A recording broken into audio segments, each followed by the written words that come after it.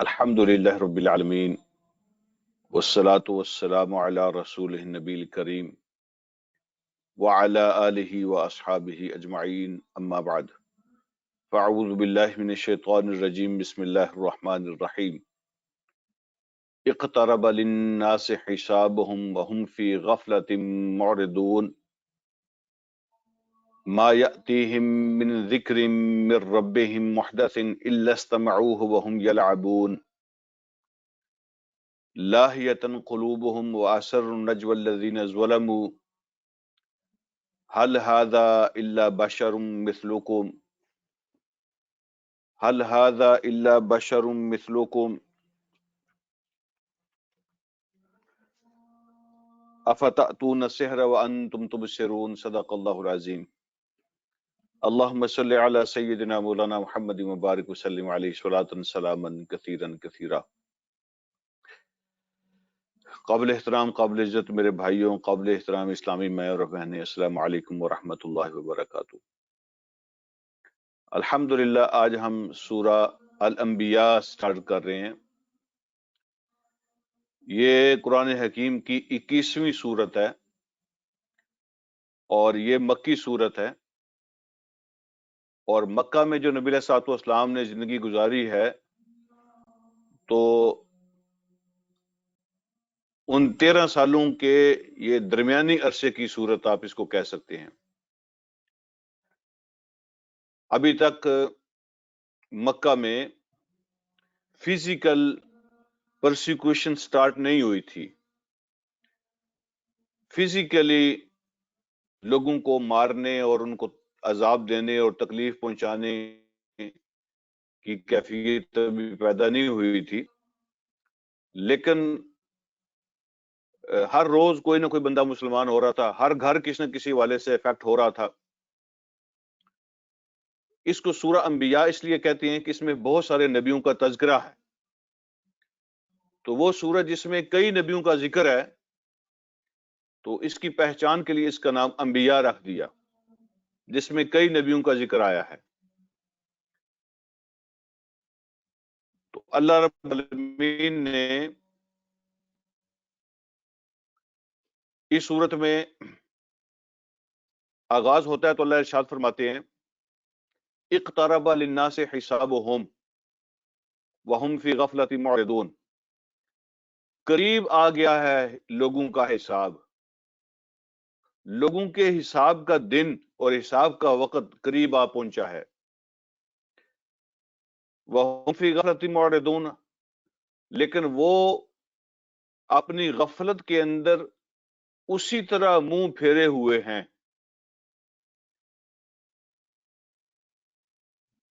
یہ جو لفظ معرضون ہے، منہ پھیرے ہوئے ہیں، یہ اسم ہے،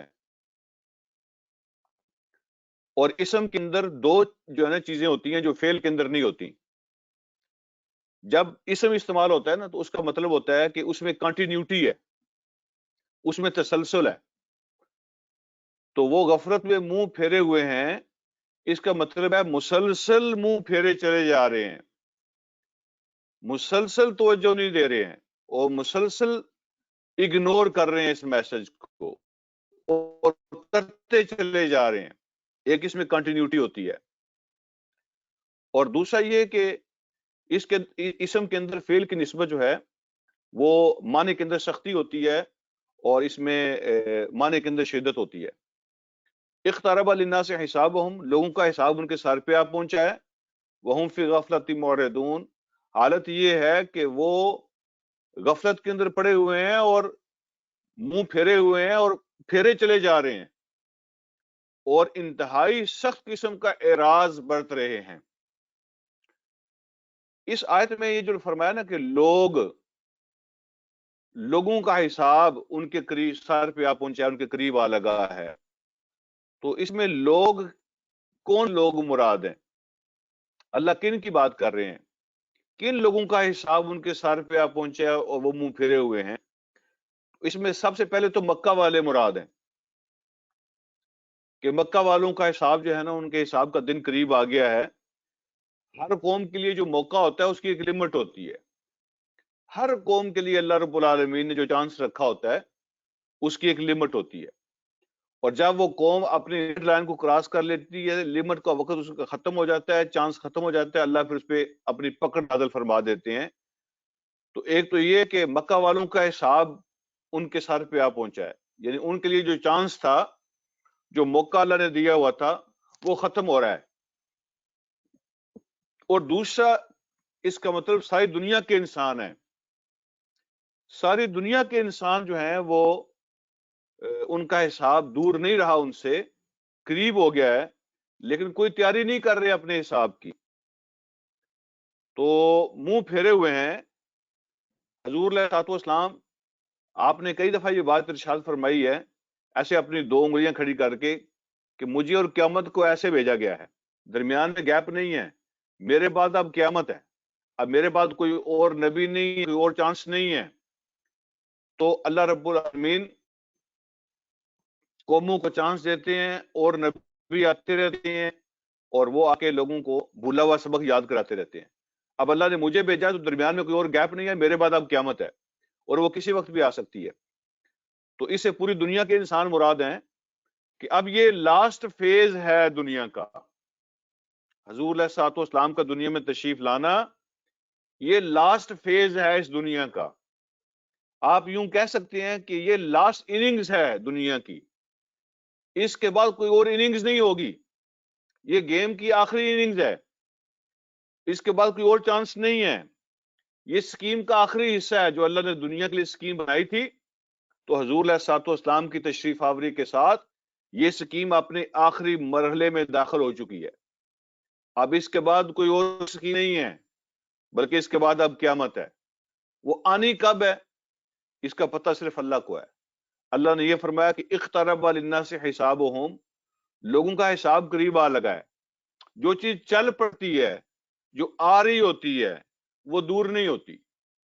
اس لیے اللہ فرماتے ہیں کہ لوگوں کا حساب ان کے قریب آ گیا ہے، لیکن وہ اسٹل غفلت کے اندر منہ پھیرے چلے جا رہے ہیں، آخری حصے میں داخل ہو گئے ہیں۔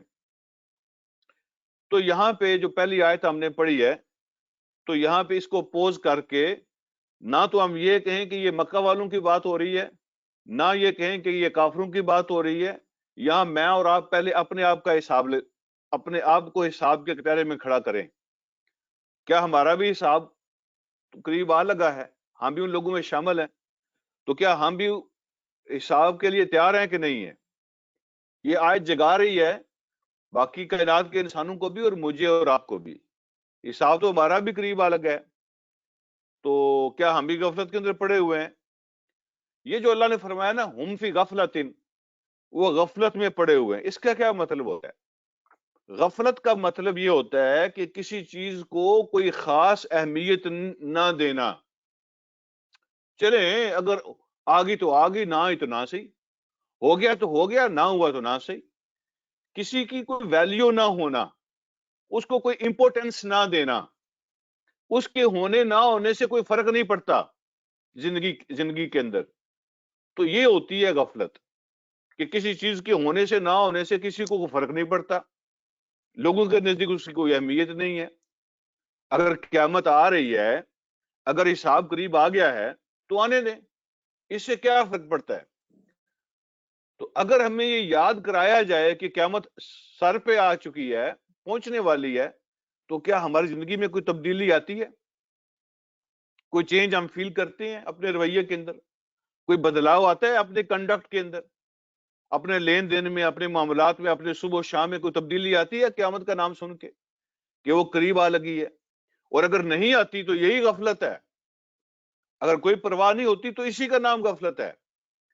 وہ غفلت میں پڑے ہوئے ہیں اور مسلسل پڑے ہوئے ہیں، جاگنے کا نام نہیں لے رہے۔ تو اللہ رب العالمین نے یہ بات ارشاد فرمائی ہے کہ لوگ غفلت میں پڑے ہوئے ہیں، کوئی اہمیت نہیں دے رہے اس بات کو، اور مسلسل منہ پھیرے چلے جا رہے ہیں۔ اگلی آیت میں اللہ رب العالمین فرماتے ہیں ما یاتیہم من ذکر من ربہم محدث، کوئی نیا ذکر، کوئی نئی بات ان کے رب کی طرف سے جب بھی ان تک پہنچتی ہے، محدث کا معنی ہوتا ہے، یہ لفظ حادثے سے نکلا ہے، حدث سے نکلا ہے، حدیث بھی اسی سے نکلی ہے بات، نئی بات. محدث کا معنی ہوتا ہے نیو، فریش. کوئی بھی نئی بات ان تک جب پہنچتی ہے اللہ کی طرف سے، کوئی نیا ذکر جب ان تک پہنچتا ہے اللہ کی طرف سے، الا سمعوہ، تو اس کو سنتے ہیں، سن لیتے ہیں. وہم یلعبون، لیکن سننے کے بعد وہ کھیل میں پڑے ہوئے ہیں، وہ کھیل میں پڑے رہتے ہیں. سن لیتے ہیں لیکن سٹل کھیل میں پڑے ہوئے ہیں. اس کا کیا مطلب ہے ہوں یلعبون؟ نہیں کوئی پہنچتا کوئی ذکر ان کے رب کی طرف سے جو نیا ہو، الا استمعوه، مگر وہ اس کو سن لیتے ہیں. وہ یلعبون، لیکن مسلسل کھیل میں پڑے ہوئے ہیں. اس کا مطلب یہ ہے کہ سب سے پہلی بات یہ ہے کہ آپ یوں سمجھے کہ جیسے آپ بات کر رہے ہو اپنے بچوں کے ساتھ یا اپنی کلاس کے اندر، تو کوئی بچہ یا کوئی اسٹوڈنٹ آپ بات کر رہے ہو، سبق پڑھا رہے ہو، اور وہ موبائل پہ کھیل رہا ہو، تو یہ ہے وہ ہم یلعبون. سن رہے ہیں، ادھر موجود ہیں، لیکن توجہ نہیں ہے، کسی اور کام میں لگے ہوئے ہیں، انسنی کر رہے ہیں، کوئی پرواہ نہیں کر رہے، کوئی ویلیو نہیں دے رہے، جیسے بچے موبائل پہ کھیل رہے ہوتے ہیں جب بڑے بات کر رہے ہوں. اور دوسرا اس کا مطلب یہ ہے وَهُمْ يَلْعَبُونَ إِلَّا اسْتَمَعُوهُ وَهُمْ يَلْعَبُونَ، سنتے تو ہیں لیکن سنتے بھی ہیں کھیل تماشے کے لیے. یعنی کوئی سیریس میسج لینے کے لیے نہیں سنتے، سنتے ہیں غلطیاں نکالنے کے لیے، مذاق اڑانے کے لیے. اور جیسے کو اچھا وہ سنا ہے آپ نے؟ ہاں یار سنا ہے، ہم نے بھی سنا ہے. لو جی نئی گل آ گئی جی. اچھا جی یہ تو پہلے سنتے رہتے ہیں یار، یہ تو پرانی باتیں ہیں، اور چھوڑو یار اس کو کیا سننا. اچھا اس نے یہ کیوں بولا، اس نے وہ کیوں بولا. جیسے کوئی آپ تقریر سن رہے ہوں، لیکن تقریر اس لیے نہ سن رہے ہوں کہ کوئی نئی بات ملے گی آپ کو، کوئی سیکھنے کے لیے کوئی چیز ملے گی، بلکہ آپ جو ہے نا اس میں یہ دیکھ رہے ہوں کہ وہ بیان کرنے والے نے کپڑے کون سے پہنے تھے، اس نے ٹوپی صحیح نہیں لگائی تھی، اس کی داڑھی صحیح نہیں تھی، ٹھیک ہے، وہ کھڑا صحیح نہیں تھا، اس کے بال کرنے کا سٹائل جو ہے وہ درست نہیں تھا، اس نے یہ بات کیوں کی، اس نے یہ بات کیوں نہیں کی. تو ان چیزوں کی طرف توجہ ہوتی ہے، جو مقصد ہوتا ہے سنانے اور سننے کا اس کی طرف کوئی توجہ نہ ہو. اس لیے اللہ فرما رہے ہیں جب بھی کوئی نئی بات ہوتی ہے تو سنتے ہیں، لیکن سنتے بھی ہیں مذاق اڑانے کے لیے، کھیل تماشا بنانے کے لیے، ماکری کرنے کے لیے سنتے ہیں. تو یہ مطلب ہے الا سمعوا وهم يلعبون، وہ سنتے ہیں لیکن سنتے بھی ہیں کھیلنے کے لیے، مذاق اڑانے کے لیے. اگلی بات اللہ رب العالمین ارشاد فرماتے ہیں اور جب سنتے ہیں پھر کیا ہوتا ہے، لاہیتن قلوبہم. ایک لفظ ہم استعمال کرتے رہتے ہیں نا، لہو. لہو کا معنی ہوتا ہے فضول بات. لاہیتن قلوبہم، سنتے تو ہیں لیکن مذاق اڑانے کے لیے. لاہیتن قلوبہم، ان کے دل جو ہے نا وہ کھیل تماشے میں لگے ہوئے ہیں، دل سے نہیں سنتے، دل کے کانوں سے نہیں سنتے. لاہیتن قلوبہم، سن رہے ہوتے ہیں لیکن دل سٹل غفلت میں پڑے ہوتے ہیں، وہ کھیل تماشے میں لگے ہوتے ہیں، دل میں کچھ اور ہوتا ہے، خیالات کچھ اور چل رہے ہوتے ہیں، اور دل کہیں اور ہوتا ہے، لیکن وہ بیٹھے کہیں اور ہوتے ہیں، کوئی پرواہ نہیں ہے، کوئی ضرورت محسوس نہیں کرتے. اور پھر اللہ فرماتے ہیں وَأَسَرُّ النَّجْوَى الَّذِينَ ظَلَمُوا، اور یہ جو ظالم لوگ ہیں یہ پھر آپس میں بعد میں سرگوشیاں کرتے ہیں. اور سرگوشیاں کیا کرتے ہیں، کہتے ہیں حل ھذا الا بشر مثلکم. جب کوئی کہتے ہیں سنتے ہیں تو کہتے ہیں یار ٹھیک ہے باتیں ہم نے ان کی نہیں مانی، پر ان کی باتوں میں اثر بہت ہوتا ہے، ان کی باتیں دل پہ اثر کرتی ہیں، ٹھیک ہے، تو ان میں انفلوئنس بہت ہے یار، واقعی بندے سنتے ہیں، لوگ متاثر ہوتے ہیں. تو پھر وہ کہتے ہیں جو ظالم لوگ ہیں وہ کیا کہتے ہیں، اثر النجوا، پھر سرگوشیاں کرتے ہیں ایک دوسرے کے ساتھ، کہتے ہیں حل ھذا الا بشر مثلکم. اور اتنی بھی سیریس لینے کی ضرورت نہیں ہے، اتنی بھی سیریس لینے کی ضرورت نہیں ہے. حل ھذا الا بشر مثلکم، وہ تمہارے جیسا ایک انسان ہی تو ہے، یہ جو کہتے ہیں نا میں نبی ہوں وہی آتی ہے، یہ باتوں کو سیریس لینے کی ضرورت نہیں ہے. حل ھذا الا بشر مثلکم، وہ تمہاری طرح کا ایک انسان ہے. باقی یہ جو تم نے کہا نا کہ اثر بہت ہوتا ہے یار، تو کہتے ہیں افتاتون السحر وانتم تبصرون، کیا تم جادو کو مانو گے، جادو کے پیچھے چلو گے، اللہ کہ تم دیکھ رہے ہو کہ وہ جادو ہے، اللہ کہ تمہیں پتہ ہے کہ وہ جادو ہے، تو آنکھوں دیکھا اور کانوں سنا جادو جو ہے اس پہ چلو گے یار. تو جب لوگ کہتے تھے نا یار اثر تو ہوتا ہے، تو وہ کہتے تھے یار اثر کیا ہونا ہے، یہ تو جادو ہے، تو جادو سے اتنا متاثر ہونے کی ضرورت نہیں ہے، اور اس کو اتنی اہمیت دینے کی ضرورت نہیں ہے. تو سنتے ہیں، دل غفلت میں ہوتے ہیں، اور پھر آپس میں بیٹھ کے سرگوشیاں کرتے ہیں کہ زیادہ اہمیت دینے کی ضرورت نہیں ہے، یہ تمہاری طرح کا ایک بندہ ہی ہے، بس باقی سارے کلیم جو ہے نا جھوٹے دعوے ہیں، اور یہ جو تھوڑا بہت اثر تم فیل کرتے ہو نا یہ جادو ہے، اور یہ بڑا ماہر جادوگر ہے، جادو کی وجہ سے تمہیں ایسا محسوس ہوتا ہے، اور ہمیں پتہ ہے یہ جادو ہے، وانتم تبصرون، تم سب کو پتہ ہے یہ جادو ہے. اس کی جو ہے نا ایک بہترین مثال میں آپ سے شیئر کرتا ہوں. یہ جو ابو سفیان ہے رضی اللہ تعالیٰ عنہ، جب مکہ فتح ہوا تھا مسلمان ہوئے تھے، یہ حضور علیہ الصلوۃ والسلام کے سسر بھی ہیں. ابو سفیان جو ہیں ام حبیبہ کے والد ہیں، نبی علیہ الصلوۃ والسلام کے سسر بھی ہیں. لیکن جو ابو سفیان کے سسر تھے نا، جو ہند کے والد تھے، ابو سفیان کی جو بیوی تھی جس نے حضرت حمزہ کا کلیجہ چبایا تھا، اس ہند کے جو والد تھے، ابو سفیان کے جو سسر تھے، اس سردار کا نام تھا عتبہ بن ربیعہ. اور عتبہ جو ہے نا اپنے سرداروں سے کہا کرتا تھا یار روزانہ تم بیٹھ کے اپنی مجلسوں میں باتیں کرتے ہو، آج فلاں مسلمان ہو گیا، فلاں کا لڑکا چلا گیا، فلاں کا چلا گیا، تو یہ روزانہ کے ہمیں مسئلے بنے ہوئے ہیں، اس کو حل کیوں نہیں کرتے ہو، اس کو حل کرو، باتیں کرنے کا کیا فائدہ ہے. تو انہوں نے کہا کہ آپ بڑے سمجھدار ہیں، آپ ہی کوئی حل اس کا پیش کریں. اس نے کہا ٹھیک ہے، میں اس کا حل پیش کرتا ہوں، میں اس مسئلے کو حل کرتا ہوں. اور وہ نبی علیہ الصلوۃ والسلام کے پاس آیا، اور بڑی دردمندی کے ساتھ آ کے حضور علیہ الصلوۃ والسلام سے، جیسے کوئی قوم کا بزرگ آتا ہے نا، آ کے کسی نوجوان کو، کسی بچے کو سمجھاتا ہے، ایسے آیا عتبہ بن ربیعہ، اور اس نے آ کے نبی علیہ الصلوۃ والسلام سے کہا دیکھو میرے عزیز،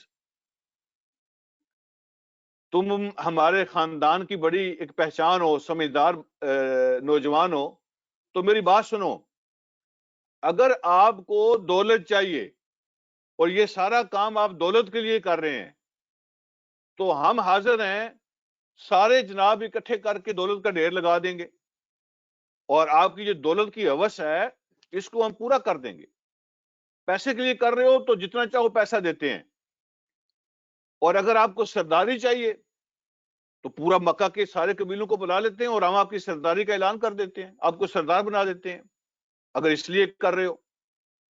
اور اگر کسی سے شادی کرنی ہے اور بڑا آدمی بننا چاہتے ہو، نیم اور فیم حاصل کرنا چاہتے ہو، اور پھر الٹیمیٹ گول یہ ہے کہ کسی سے شادی کرنا چاہتے ہو، تو مجھے بتاؤ، میں ان سے بات کر لیتا ہوں، تمہاری شادی کروا دیتے ہیں جہاں تم نے کرنی ہے. اور اگر خدا نخواستہ کوئی ذہنی مسئلہ ہے، کوئی بیماری لگ گئی ہے، کوئی مینٹل ہیلتھ کا ایشو ہو گیا ہے، تو بہترین سے بہترین حکیم بلا لیتے ہیں اور ہم آپ کا علاج کرواتے ہیں اپنے خرچے پر. ہم ہر طرح سے تعاون کرنے کے لیے تیار ہیں. اور حضور علیہ الصلوۃ والسلام نے پوچھا کہ آپ کی بات ختم ہوگی؟ اس نے کہا ہاں میری بات ختم ہوگی. تو نبی علیہ الصلوۃ والسلام نے پھر سورہ حامیم سجدہ کی تلاوت شروع کی، اور سورہ حامیم سجدہ جب حضور علیہ الصلوۃ والسلام نے پورے ردم کے ساتھ اور پورے جذبات کے ساتھ تلاوت فرما رہے تھے، اور جب عذاب کی آیات پر پہنچے نا، تو عتبہ بن ربیعہ اٹھا اور اس نے حضور علیہ الصلوۃ والسلام کے منہ پہ ہاتھ رکھ لیا. اس نے کہا بس کرو بھتیجے، بس کر دو، یا بس کر دو، اب اس سے آگے مجھ سے سنا نہیں جاتا. اور پھر جب وہ واپس آیا نا اپنی قوم کے پاس، اس کے چہرے کا رنگ بدلا ہوا تھا. تو لوگ انتظار کر رہے تھے کہ عتبہ آتا ہے ہمیں آپ کو خبر سنائے گا، تو اس کا رنگ بدلا ہوا تھا. تو لوگوں نے کہا یہ وہ چہرہ نہیں ہے جو چہرہ تم لے کے گئے تھے، تمہارے اوپر بھی جادو کا اثر ہو گیا ہے. اس نے کہا جو باتیں میں نے سنی ہے نا، جو کلام میں نے سنا ہے، نہ تو وہ جادو ہے اور نہ وہ شاعری ہے اور نہ کسی خطیب کی تقریر ہے، وہ کوئی عجیب چیز ہے۔ یہ ساری چیزوں سے میں واقف ہوں، جادو سے بھی واقف ہوں، شاعری سے بھی واقف ہوں، اور خطیبوں کی تقریروں اور ادیبوں کی تقریریں بھی کی باتیں بھی میں نے سنی ہوئی ہیں۔ تو یہ اس سے کوئی بڑی چیز ہے۔ اور پھر اس نے کہا کہ میرا مشورہ مانو تو اس کو اس کے ہاتھ پہ چھوڑ دو، دیکھو اگر تو وہ ہو گیا کامیاب تو یہ تمہارے لیے نیک نامی ہوگی، کیونکہ وہ تمہارا ہی ایک فرد ہے۔ اگر وہ کامیاب ہو جاتے ہیں اپنے مقصد میں تو تمہاری قوم کا نام روشن ہوگا، تمہارے علاقے کا نام روشن ہوگا، تمہارے خاندان کا نام روشن ہوگا۔ اور اگر وہ ناکام ہوتا ہے تو لوگ خود اس کو رستے سے ہٹا دیں گے۔ وہ اپنے مخالفین میں اضافہ کر رہا ہے، اس کو کرنے دو، تم اس کو نہ چھیڑو، چھوڑ دو اس کے حال پہ، وہ خود ہی لوگ اس کو ختم کر دیں گے اور تمہارے رستے کا کانٹا جو ہے نا وہ نکل جائے گا۔ تو انہوں نے کہا نہیں، لگتا ہے کہ تمہارے اوپر جادو چل گیا ہے۔ ایک اور بھی اس طرح کا واقعہ جو ہے نا وہ، یعنی اس کلام کے جادو ہونے کے بارے میں جو انہوں نے کہا، آپ نے نام سنا ہوگا حضرت طفیل دوسی کا رضی اللہ تعالیٰ عنہ۔ یہ قبیلہ دوس کے سردار تھے، قبیلہ دوس کے سردار تھے، اور یہ اس زمانے میں جب حضور علیہ الصلوۃ والسلام نے نبوت کا اعلان کیا تھا، لوگوں کو اب دعوت دیتے تھے، یہ جو حج کا سیزن ہوتا تھا تو یہ سب سے بہترین موقع ہوتا لوگوں سے ملاقاتیں کرنے کا۔ مختلف ملکوں سے، علاقوں سے لوگ وہاں آتے تھے، تو بہترین موقع ہوتا تھا لوگوں کے ساتھ ملاقاتیں کرنے کا۔ تو اس موقع سے نبی علیہ الصلوۃ والسلام بھی فائدہ اٹھانا چاہتے تھے۔ تو جو مکہ کے سردار ہیں نا بڑے بڑے، آپ یوں سمجھ لیں کہ انہوں نے ہر رستے پہ کیمپ لگائے ہوئے تھے، جو بھی رستہ مکہ کی طرف آتا تھا تو وہاں ان کے گروپ بیٹھے ہوتے تھے، اور جو لوگ حج کرنے آتے تھے تو ان کو یہ کہتے تھے دیکھو حرم کے اندر، مکہ کے اندر ایک اس طرح کا نوجوان ہے، تو وہ جادوگر ہے بہت بڑا، اس کی بات نہیں سننی، جو بھی اس کی بات سنتا ہے پھر وہ کام کر نہیں رہتا، وہ گھر والوں کے خلاف ہو جاتا ہے، ماں باپ کے خلاف ہو جاتا ہے، بہنوں بھائیوں کے خلاف ہو جاتا ہے، اس نے تو ہمارے خاندان توڑ دیے ہیں، ہمارے بچوں کو باغی بنا دیا ہے، لہذا دھیان سے اس کی بات نہیں سننی۔ تو طفیل دوسی کہتے جب میں آیا تو مجھے بھی مکے کے سرداروں نے یہ بات بتائی، تو میں نے کہا بڑے بڑے سردار ہیں اور بڑے سمجھدار سیانے لوگ ہیں، جو کہہ رہے ہیں تو ان کی بات ماننی چاہیے۔ تو میں نے اپنی کانوں کے اندر روئی ڈال لی کہ نہ مجھے اس کی آواز سننی پڑے گی، نہ مجھ پہ اس کے جادو کا اثر ہوگا۔ تو میں حرم کے اندر تھا، تو پھر میرے ذہن میں خیال آیا کہ طفیل تم کوئی بچے ہو، تم تو سردار ہو، لوگوں کے بڑے بڑے معاملات کے فیصلے کرتے ہو، کوئی زبردستی کیسے تمہارے دل کے اندر بات ڈال سکتا ہے؟ تم خود بات کو چیک کر سکتے ہو، ایک سمجھدار آدمی ہو، سردار ہو اپنے قبیلے کے۔ تو یہ سوچ کر میں نے روئی نکال دی۔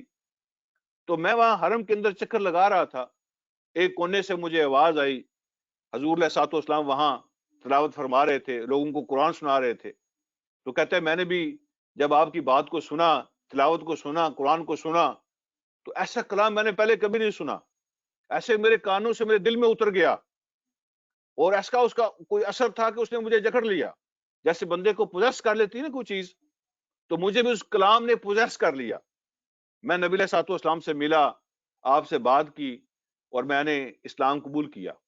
اور حضور علیہ الصلوۃ والسلام سے درخواست بھی انہوں نے کی تھی کہ مجھے بتائیں میں کیا خدمت کر سکتا ہوں۔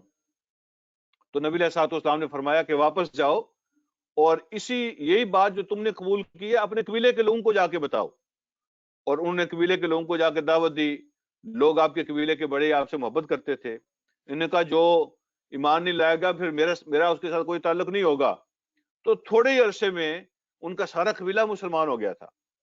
حضرت ابو ہریرہ رضی اللہ تعالیٰ عنہ وہ بھی قبیلہ دوس سے تعلق رکھتے تھے، اور حضرت طفیل دوسی کے کہنے پر وہ مسلمان ہوئے تھے۔ ابو ہریرہ رضی اللہ تعالیٰ عنہ، یہ حضرت طفیل دوسی کی دعوت پر ہی وہ بھی مسلمان ہوئے تھے۔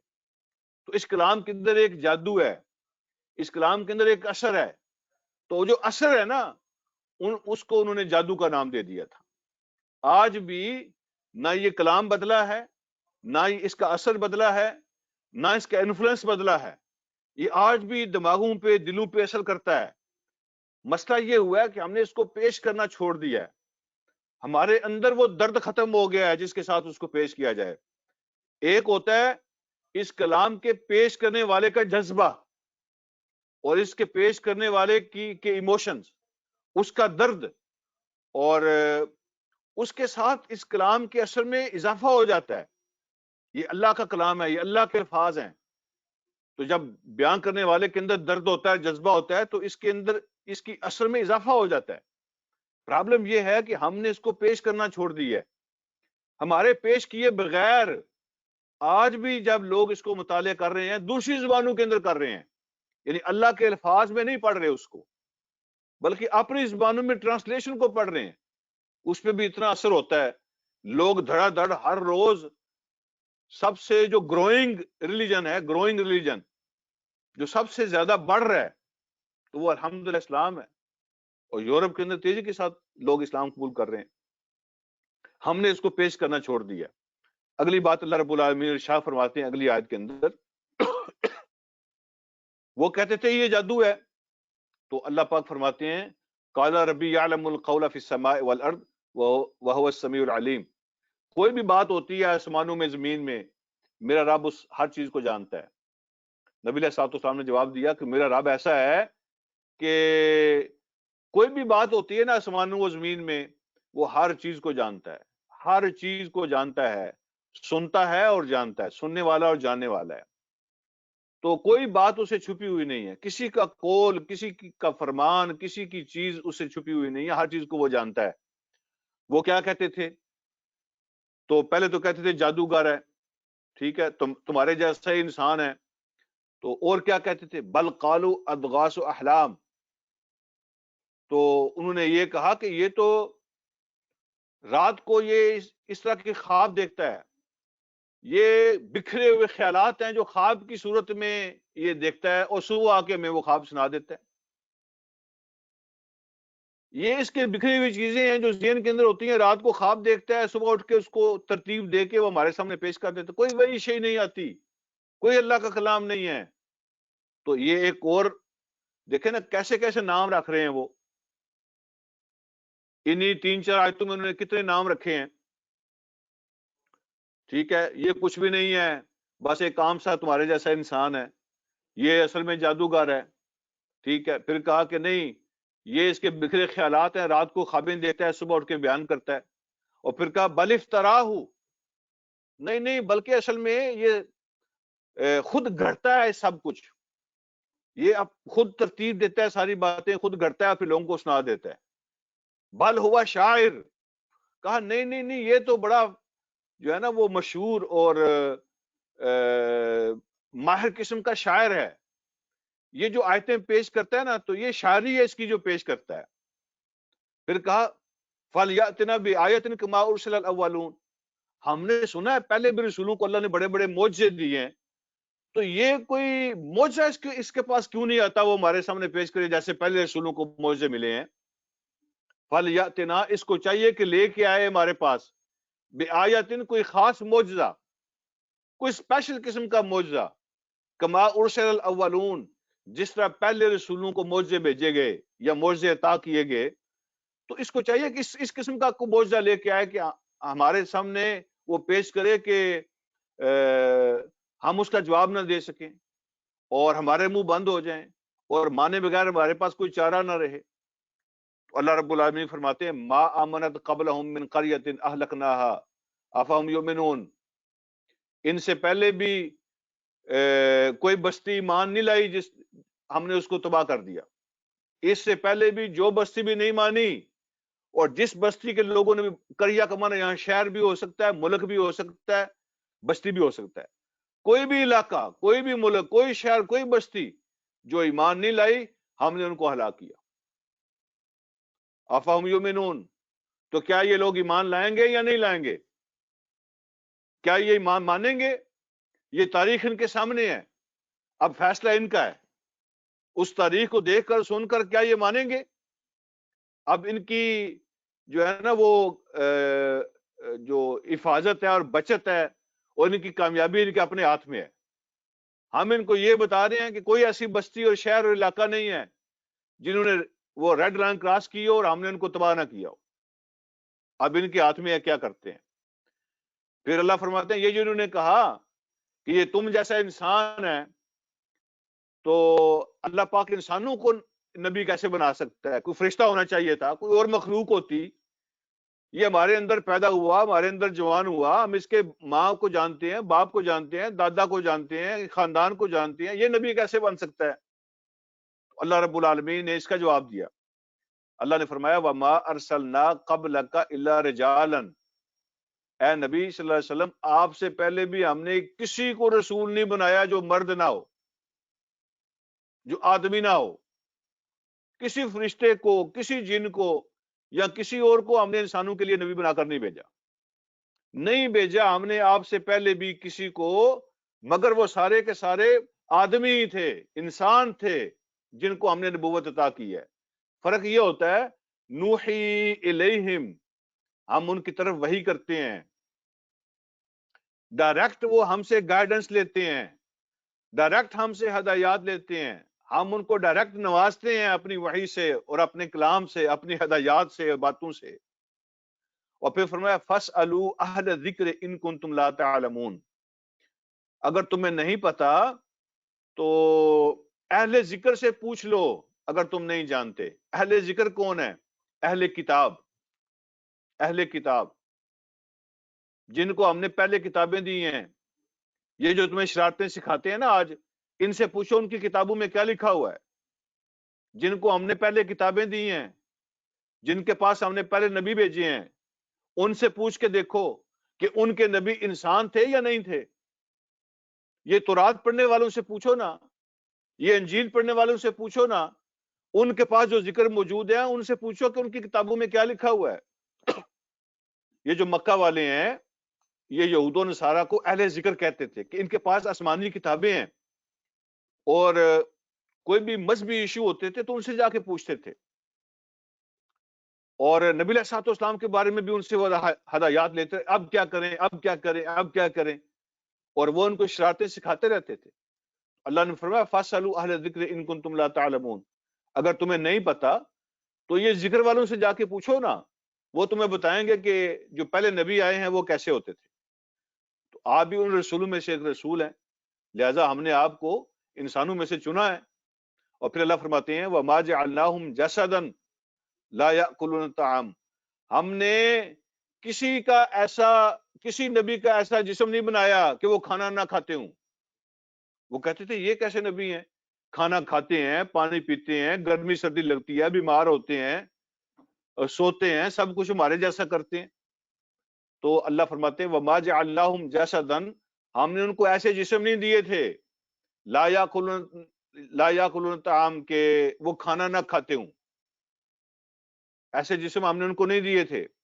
وَمَا كَانُوا خَالِدِينَ، اور ہم نے ان کو ہمیشہ رہنے والا بھی نہیں بنایا تھا، وہ ہمیشہ رہنے والے بھی نہیں تھے، یعنی ایسے بھی نہیں تھے جن کی زندگی فارغ ہو، جن کو موت ہی نہیں آتی.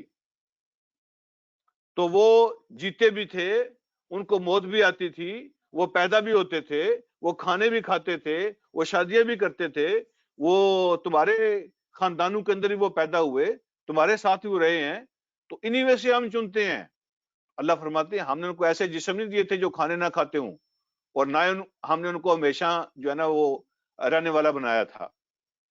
ثم صدقناہم الوعد، پھر ہم نے اپنا وعدہ سچا کیا ان کے بارے میں، ان کے بارے میں جو اپنا وعدہ تھا ہم نے سچا کیا. کیا مطلب؟ کہ ہم نے ان کو بتایا تھا اگر لمٹ کراس کرو گے تو مارے جاؤ گے، مولت سے فائدہ اٹھا لو، اگر ریڈ لائن کراس کرو گے تو عذاب آ جائے گا، پکڑے جاؤ گے. انہوں نے نہیں مانا. ثم صدقناہم الوعد، تو پھر ہم نے ان کے بارے میں اپنے وعدے سچے کیے، ہم نے ان پہ عذاب بھیجے، ان کو کرش کیا. فانجیناہم ومن نشاء، اور ہم نے نبیوں کو اور ان کے ساتھیوں کو بچایا، ان کو اور جن کو ہم چاہتے تھے ان کو ہم نے بچا لیا. جو بچنے کے لائق تھے، جن کو ہم بچانا چاہتے تھے ان کو ہم نے بچا دیا، اور باقی کو ہم نے ہلاک کر دیا. وَأَهْلَكْنَا الْمُسْرِفِينَ، اور ہم نے ہر اس کو ہلاک کیا جو حد سے گزرنے والے تھے. حد کو کراس کرنے والے لوگ جو ہیں ان کو ہم معاف نہیں کرتے. ہماری اسکیم کے اندر ایک حد ہے اور اس حد کو جس نے کراس کیا پھر ہم نے اس کو معاف نہیں کیا. یہ جو اگلی بات ہے یہ بھی بڑی خوبصورت بات ہے. جو آج کے چھوٹا رکوع تھا آج، تو یہ بڑی خوبصورت بات ہے جو آخری آیت میں بات ہو رہی ہے. بہت پیاری بات ہے. تو میری خواہش ہوگی کہ اس کو توجہ سے سنیں. اللہ فرماتے ہیں لقد انزلنا الیکم کتابا، ہم نے تمہاری طرف ایک کتاب نازل کی ہے، ایک خاص کتاب ہے. ہم نے تمہیں خاص کتاب عطا کی ہے. فیہ ذکرکم، اس میں تمہارا ذکر ہے، اس میں تمہارا تذکرہ ہے. یہ بات ہے اس آیت میں جو بڑی سمجھنے والی ہے. ہم نے کتاب تمہیں دی ہے، تمہاری طرف نازل کی ہے. فیہ ذکرکم، اس میں تمہارا ذکر ہے. اس کا کیا مطلب ہے؟ نمبر 1، سب سے پہلے تو مکہ والوں کو بتایا جا رہا ہے کہ یہ جو کتاب ہم نے بھیجی ہے فیہ ذکرکم، یہ تمہاری زبان میں ہے، تمہاری زبان میں ہے. یہ کتاب جب آگے بڑھے گی، اس کتاب کو عزت ملے گی، اس کتاب کو قبولیت ملے گی، تو سوچو تو صحیح کہ تمہاری زبان کو قبولیت ملے گی، تمہاری زبان آگے بڑھے گی، تمہاری زبان کو عزت ملے گی. فیہ ذکرکم، یہ تمہارے لیے اعزاز کی بات ہے کہ ہم نے یہ کتاب تمہاری زبان میں نازل کی ہے. اب یہ زبان جب دنیا میں پھیلے گی اور لوگ اس کو قبول کریں گے، اس کو عزت دیں گے، تو تمہاری عزت ہوگی. فیہ ذکرکم، تمہاری زبان آگے بڑھے گی. تو لوگ تو اپنی زبانوں کو دنیا میں پھیلانے کے لیے کیا کچھ نہیں کرتے، اور تم اپنی زبان میں ہی نازل ہونے والی کتاب کے دشمن بنے ہوئے ہو. ایک مطلب تو یہ ہے فیہ ذکرکم. تو پلیز ان کو آپ نوٹ فرمائیں، یاد رکھیں کہ فیہ ذکرکم کا کیا مطلب ہے. ایک تو یہ کہ تمہاری زبان ہے، یہ تمہیں عزت ملے گی، تو فرمایا فیہ ذکرکم. دوسری بات، ہم نے تمہاری طرف ایک کتاب بھیجی ہے فیہ ذکرکم، اس میں تمہاری باتیں ہیں، یہ تمہارا ذکر ہے. کیا مطلب ہے؟ اس کے اندر جتنے واقعات بیان ہوئے ہیں ان کو اپنے اوپر فٹ کرو، ان واقعات کو اپنے اوپر فٹ کرو اور وہاں اپنے آپ کو رکھ کے دیکھو. یہ ہم تمہیں قوم نوح کے باتیں نہیں سنا رہے. جہاں قوم نوح کی تم نے واقعہ پڑھا اور سنا ہے، وہاں اپنے آپ کو رکھ کے دیکھو، اور قوم سمود کی جگہ اپنے آپ کو رکھو، قوم عاد کی جگہ اپنے آپ کو رکھو. یہ جتنی باتیں ہوئی نا پیچھے، فرعون کے ساتھ جو کچھ ہوا وہاں اپنے آپ کو رکھ کے دیکھو، ظالموں کے کیا انجام ہوئے وہاں اپنے آپ کو رکھ کے دیکھو، نبیوں کے ماننے والوں کو اللہ نے کیا عطا کیا وہاں اپنے آپ کو رکھ کے دیکھو. فیہ ذکرکم، یہ اصل میں تو تمہاری باتیں ہیں، اور تم ان کو پہلی قوموں کی باتیں مت سمجھو. ہم نے کتاب بھیجی ہے جس میں تمہاری باتیں ہیں، اس کو فٹ کرو اپنے اوپر اور وہاں اپنے آپ کو رکھ کے پھر اس کتاب کو سنو اور پڑھو، تو تمہیں پتہ چلے گا یہ کتاب ہم سے کیا باتیں کرتی ہے. تیسرا مطلب اس کا کیا ہے؟ فیہ ذکرکم، اس میں تمہاری باتیں ہیں. مطلب یہ ہے کہ ایک کتاب جو ہے نا جو کچھ بھی بیان کرتی ہے، کسی کا واقعہ سناتی ہے، کسی کو خوشخبری دیتی ہے، کسی کو عذاب سناتی ہے، کسی کی خوشحالی بیان کرتی ہے، کسی کی بدحالی بیان کرتی ہے، جو کچھ بھی بیان کرتی ہے یہ تمہیں سکھانے کے لیے ہے. فیہ ذکرکم، یہ تمہارا تذکرہ ہے، اس لیے یہ تمہیں سکھانے کے لیے ہے، یہ تمہارے لیے ہے. تو اس کتاب سے اخلاق لوگ کیسے ہونے چاہیے، اس کتاب سے سیکھو کہ معاملات کیسے ہونے چاہیے، اس کتاب سے سیکھو کہ فیملی لائف کیسے ہوگی، اس کتاب سے سیکھو کہ وراثت کیسے تقسیم کرنی ہے، اس کتاب سے سیکھو کہ جنگیں کیسے کرنی ہے، اس کتاب سے سیکھو کہ سیاست کیسے کرنی ہے، اس کتاب کے سے سیکھو کہ سوشل لائف کیسی ہوتی ہے. یہ ساری باتیں فی ذکرکم، یہ تمہیں سکھانے کے لیے ہیں، یہ ذکر تمہارے لیے ہے، یہ تمہارا ذکر ہے، تمہیں سکھانے کے لیے ہے، اسے سیکھو. یہ جنرل نالج نہیں ہے، سیکھنے کے لیے ہیں، تمہارے لیے. زندگی کا کوئی مسئلہ ہو اور سمجھ نہ آ رہا ہو، زندگی کا کوئی بھی مسئلہ ہو اور وہ سمجھ نہ آ رہا ہو، تو قرآن سے ڈھونڈو گے تو اس کا حل مل جائے گا. قرآن نے بہت جو اعلیٰ انسان ہیں ان کی بھی باتیں کی ہیں، اور جو گٹھیا سے گٹھیا انسان ہیں ان کی بھی باتیں کی ہیں. قرآن نے عورتوں کو بھی ڈسکس کیا ہے، قرآن نے مردوں کو بھی ڈسکس کیا ہے، قرآن نے جوانوں کی باتیں کی ہیں، قرآن نے بوڑھوں کی باتیں کی ہیں، قرآن نے امیر کا تذکرہ کیا ہے، قرآن نے غریب کا تذکرہ کیا ہے. ہر کسی کو اس کا چہرہ نظر آئے گا. فیہ ذکرکم، اپنے چہرے دیکھو اس کے اندر.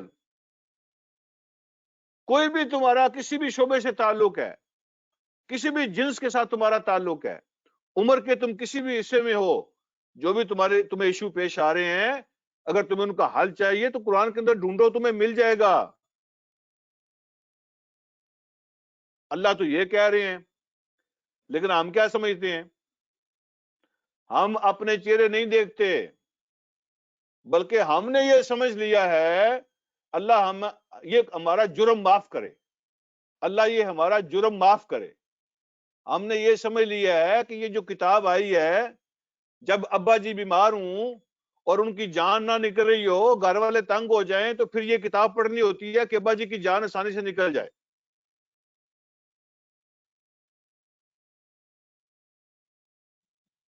بس یہ ہے. تو اللہ رب العالمین جب تمہیں کوئی مسئلہ مصیبت بنتی ہے، کوئی روزی روٹی کا مسئلہ بن جاتا ہے، کوئی صحت بیماری کا مسئلہ بن جاتا ہے، جب تمہاری خواہشیں صحیح پوری نہیں ہوتی، تو پھر تم اس کتاب کو کھولتے ہو. تو آخری جو لفظ اللہ نے استعمال کیا ہے نا، تو وہ بھی بڑا سننے والا ہے. افلا تعقلون، افلا تعقلون. اور تمہاری ماں ماری گئی ہے. Have you lost your sense? Have you lost your sense? تمہاری عقل خراب ہو گئی ہے، تمہاری مت ماری گئی ہے. اتنی بات بھی تم سمجھنے کے لیے تیار نہیں ہو، تم نہیں سمجھتے ہو. افلا تعقلون. ہم نے تمہیں ایک کتاب دی ہے، اس میں تمہاری باتیں ہیں، اس کو سمجھو. افلا تعقلون. تمہارا سینس کدھر گیا ہے؟ تمہاری عقل ماری گئی ہے، تمہاری مت ماری گئی ہے. اللہ مجھے اور آپ کو سمجھنے کی عمل کی توفیق عطا فرمائے. وآخر دعوانا الحمدللہ رب العالمین.